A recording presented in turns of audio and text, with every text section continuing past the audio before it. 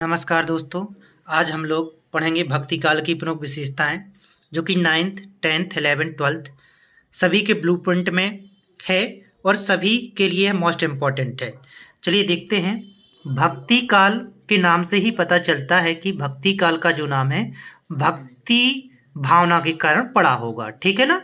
तो भक्ति काल के साहित्य में भक्ति भावना की प्रधानता थी, ठीक है ना।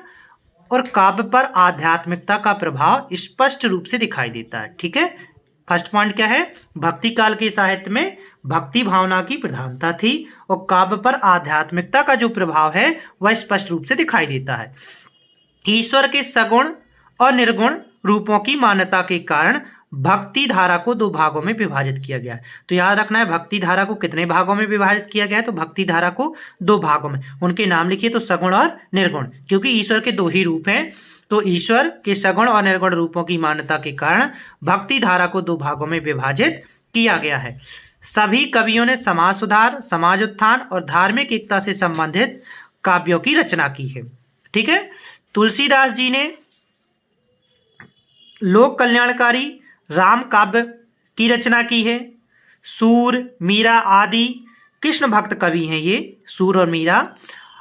तो आदि कृष्ण भक्त कवियों ने कृष्ण भक्ति काव्यों की रचना की है, ठीक है। इस काल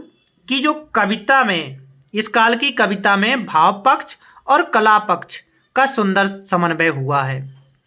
इस काल के कवि और इस काल में लिखा गया साहित्य विश्वविख्यात हुआ है। मोस्ट इंपॉर्टेंट, ठीक है ना।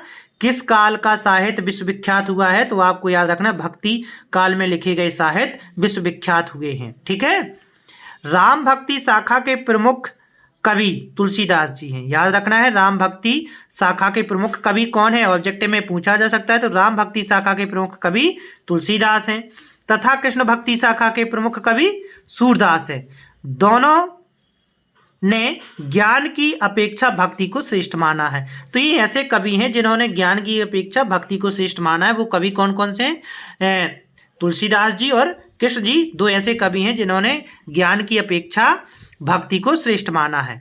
भक्ति काल के अनेक भक्त कवियों ने मुक्तक रचनाएं लिखी हैं। तो भक्ति काल के अनेक ऐसे कवि हैं जिन्होंने मुक्तक रचनाएं लिखी हैं, ठीक है ना। मुसलमान के सूफीवाद और भारतीय सिद्धों और नाथ पंथियों के प्रभाव से काव्य में रहस्यवाद की प्रतिष्ठा हुई है।